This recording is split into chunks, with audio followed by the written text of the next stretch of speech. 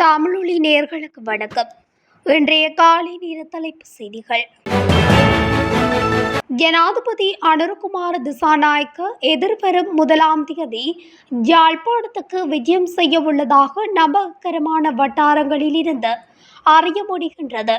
அனுரகுமார திசாநாயக்க ஜனாதிபதியாக பதவியேற்று ஒரு வருடம் நெருங்கும் நிலையில் வடக்கில் முக்கிய பல அபிவிருத்தி திட்டங்களையும் உட்கட்டமைப்பு மேம்பாடுகளையும் செய்வதற்கு ஜனாதிபதி திட்டமிட்டுள்ளார். இதன் ஆரம்ப கட்டமாக யாழ் குறிக்கட்டுவான் இறங்கு துறைமுகத்தை விஸ்தரிப்பதற்குரிய நடவடிக்கையை ஜனாதிபதி யாழ் விஜயத்தின் போது ஆரம்பித்து வைக்கவுள்ளார். அத்துடன் காரைநகர் உட்பட யாழில் கரையோர பகுதிகளில் கடத்தொழிலாளர்களின் நலன் கருதி பல திட்டங்களும் ஆரம்பித்து வைக்கப்பட உள்ளது. மேலும் யாழ் விஜயத்தின் போது ஜனாதிபதி அனுரகுமார பல சந்திப்புகளையும் நடத்துவதற்கு திட்டமிட்டுள்ளார். வடக்கு கிழக்கில் வரும் 15ஆம் தேதி கர்த்தால் நடைபெறாது என்றும் அடுத்த திங்கட்கிழமை அதாவது 18ஆம் தேதியே நடைபெறும் என்றும் அறிவிக்கப்பட்டுள்ளது. மடுதேவாளி உற்சவம் மற்றும் நல்லூர் உற்சவ விசேட தினங்களை கருத்தில் எடுத்து இந்த முடிவு மேற்கொள்ளப்பட்டிருப்பதாக தமிழரசு கட்சியின் பொதுச் செயலாளர் எம்.ஏ. சுமந்திரன் தெரிவித்துள்ளார். இலங்கையர்களை இலக்கு வைத்து ஆட்கடத்தல் நடவடிக்கைகள் முன்னெடுக்கப்படுவதாக தேசிய ஆட்கடத்தல் தடுப்பு பணிக்குழு எச்சரிக்கை விடுத்துள்ளது. இந்த வலையமைப்புகள் 50,000க்கும் மேற்பட்ட நபர்களை மோசடி நடவடிக்கைக்குள் உள்ளிருப்பதை நோக்கமாக கொண்டுள்ளதாக புலனாய்வு தகவல்கள் தெரிவிக்கின்றன. ஆட்கடத்தல் நடவடிக்கைகளில் இலங்கையர்களை முதன்மையாக இலக்கு வைக்கப்பட்டுள்ளதாக தெரிவிக்கப்பட்டுள்ளது. மோசடி வேலைவாய்ப்புகள் மற்றும் தவறான நிகழ்நிலை விளம்பரங்களை பயன்படுத்தி தொழில் தேடுபவர்களை ஈர்க்கும் செயற்பாடுகளில் புதிதாக 5 மோசடி மையங்கள் அமைக்கப்பட்டுள்ளதாக கூறப்படுகிறது. இந்த மோசடி மையங்களால் இலங்கையர்கள் பலர் அண்மையில் கடத்தப்பட்டுள்ளதாக தேசிய ஆட்கடத்தல் தடுப்பு பணிக்குழு தெரிவித்துள்ளது. ஜனாதிபதி உரிமைகள் சட்டத்தை ரத்து செய்வதற்கு எதிராக எந்த ஒரு சட்ட நடவடிக்கையிலும் முன்னாள் ஜனாதிபதி சந்திரிகா பண்டாரநாயக்க குமாரதுங்க ஈடுபடவில்லை என ஊடகப் பிரிவு தெரிவித்துள்ளது. ஜனாதிபதி உரிமைகள் சட்டத்தை ரத்து செய்வதற்கு எதிராக சந்திரிகா பண்டாரநாயக்க மற்ற 4 முன்னாள் ஜனாதிபதிகளுடன் சேர்ந்து சட்ட நடவடிக்கை எடுத்து வருவதாக வெளியான தகவலில் எந்த உண்மையும் இல்லை என்றும் ஊடகப் பிரிவு கூறுகிறது.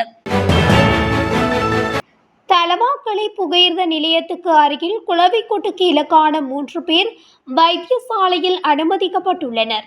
இந்த சம்பவம் நேற்று மாலை இடம்பெற்றுள்ளது.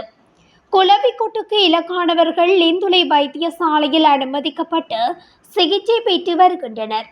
அவர்களில் ஒருவர் மேலதிக சிகிச்சைக்காக நுவரெலியா மாவட்ட வைத்தியசாலைக்கு மாற்றம் செய்ய உள்ளதாகவும் லிந்துலை வைத்தியசாலையில் உள்ள வைத்திய அதிகாரியொருவர் தெரிவித்துள்ளார். 37வது பொலிஸ் மா அதிபராக தற்போதைய பதில் பொலிஸ் மா அதிபர் பிரியந்த வீரசூரிய நியமிக்கப்பட்டுள்ளார். பதில் பொலிஸ் மா அதிபர் பிரியந்த வீரசூரியவை பொலிஸ் மா அதிபராக நியமிக்க ஜனாதிபதி முன்வைத்த பரிந்துரைக்கு அரசியலமைப்பு பேரவை அங்கீகாரம் வழங்கியுள்ளது. அரசியலமைப்பு பேரவை சபாநாயகர் ஜெகத் விக்ரமரத்ன தலைமையில் நேற்று பிற்பகல் கூடியிருந்த நிலையில் இதற்கான அங்கீகாரம் வழங்கப்பட்டுள்ளதாக தெரிவிக்கப்பட்டுள்ளது. பொலிஸ் மா அதிபர் தேசபந்து தென்னகோன் பதவி நீக்கம் செய்யப்பட்டதை அடுத்து பொலிஸ் மா அதிபருக்கான பதவியில் வெற்றிடம் ஏற்பட்டுள்ளது. கோமாகம பிரதேச சபையின் முன்னாள் உறுப்பினர் சாந்த முதுன் கொட்டுவ சுட்டு கொலை செய்யப்பட்ட சம்பவத்துடன் தொடர்புடைய சந்தேக நபர் கைது செய்யப்பட்டுள்ளார். குறித்த துப்பாக்கிச் சூடு நேற்று மதியம் 1:10 மணியளவில் மீகொட அடிக்கல சாலையில் இடம்பெற்றிருந்தமையும் குறிப்பிடத்தக்கது. இலங்கையின் அரசு சேவைக்கு புதியவர்களை உள்ளீர்ப்பது குறித்து ஜனாதிபதி அனுரகுமார திசாநாயக்க அறிவிப்பொன்றை வெளியிட்டுள்ளார். அதன்படி அரசு சேவைக்கு 62,000 பேரை ஆட்சேர்ப்பு செய்வதற்கு அமைச்சரவை அனுமதி அளித்துள்ளதாக ஜனாதிபதி தெரிவித்துள்ளார். கொழும்பில் இடம்பெறும் 2025ஆம் ஆண்டுக்கான தேசிய இளைஞர் மாநாட்டில் கலந்து கொண்டு உரையாற்றுகையில் அவர் இதனை குறிப்பிட்டுள்ளார். நாட்டின் எதிர்காலத்தை பொறுப்பேற்கும் பொறுப்புள்ள இளைஞர் தலைமைத்துவத்தை உருவாக்க வேண்டுமென்றும் ஜனாதிபதி தெரிவித்துள்ளார். எரிபொருளுக்கு விதிக்கப்பட்டுள்ள வரியை நீக்குவதற்கான சாத்தியக்கூறு இல்லை என வலுசக்தி அமைச்சர் குமார் ஜெயக்கொடி தெரிவித்துள்ளார். இலங்கை பெட்ரோலிய கூட்டுத்தாபனத்தினால் பெறப்பட்ட கடனை முழுமையாக மீள செலுத்தும் வரை அதற்கான சாத்தியமில்லை எனவும் அவர் சுட்டிக்காட்டியுள்ளார். அத்துடன் குறித்த கடன் தொகையில் தற்போது ஒரு பகுதி மாத்திரமே செலுத்தப்பட்டுள்ளதாகவும் அவர் தெரிவித்துள்ளார். இந்த நிலையில் வரிச்சலுகை வழங்கினால் அரசாங்கத்தினால் குறித்த கடனை செலுத்த முடியாது என வலுசக்தி அமைச்சர் குமார் ஜெயக்கொடி தெரிவித்துள்ளார். அலட்னுவர சமநலவெவ கெஞ்சாய பகுதியில் நேற்று ஒரு தொகை வெடிமருந்துகளுடன் ஒருவர் கைது செய்யப்பட்டுள்ளதாக சமநலவெவ போலீசார் தெரிவித்தனர். கைப்பற்றப்பட்ட வெடிமருந்துகளில் 9 மில்லிமீட்டர் 4 வெடிமருந்துகள், 3 அடையாளம் தெரியாத RMEE சிறிய வெடிமருந்துகள் மற்றும் 9 மில்லிமீட்டர் வெட்டு ஷெல் உரை ஆகியவை அடங்கும் என்று போலீசார் தெரிவித்தனர். அலட்னுவர கெஞ்சாய பகுதியில் சட்டவிரோத மதுபான உற்பத்தி நிலையத்தை சுற்றி வளைத்த போது கோடா காட்சி கொண்டிருந்த ஒருவரை கைது செய்ததாகவும் அவரது வீட்டை சோதனையிட்ட பொழுது இந்த வெடிமருந்துகளை கண்டுபிடித்ததாகவும் போலீசார் குறிப்பிட்டுள்ளனர். உரகஸ் மென்கெந்திய போலீஸ் பிரிவுக்குட்பட்ட அம்பாககா சந்திக்கு அருகிலுள்ள வயலில் சட்டவிரோதமாக விரிக்கப்பட்டிருந்த மின்சார கம்பியில் சிக்கி நேற்று 2 பேர் உயிரிழந்துள்ளனர். உயிரிழந்தவர்கள் உரலகஸ் மென்கெந்திய பகுதியைச் சேர்ந்த 39 மற்றும் 46 வயதானவர்கள் என்பது தெரிய வந்துள்ளது.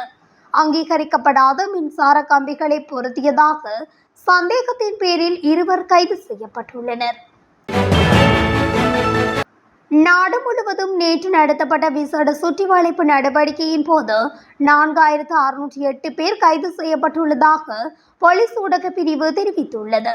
இந்த விசேட சுற்றிவளைப்பின் போது பிடியாணை உத்தரவு பிறப்பிக்கப்பட்ட 218 பேரும், திறந்த பிடியாணை பிறப்பிக்கப்பட்டிருந்த 157 பேரும், பல்வேறு குற்ற செயல்கள் தொடர்பில் 25 பேரும், சந்தேகத்தின் பேரில் 691 பேரும், மது போதையில் வாகனங்களை செலுத்தியமை தொடர்பில் 73 சாரதிகளும், கவனக்குறைவாக வாகனங்களை செலுத்தியமை தொடர்பில் 17 சாரதிகளும், ஏனைய போக்குவரத்து விதிமுறைகளை மீறியமை தொடர்பில் 3247 பேரும் கைது செய்யப்பட்டுள்ளதாக போலீஸ் ஊடக பிரிவு தெரிவித்துள்ளது.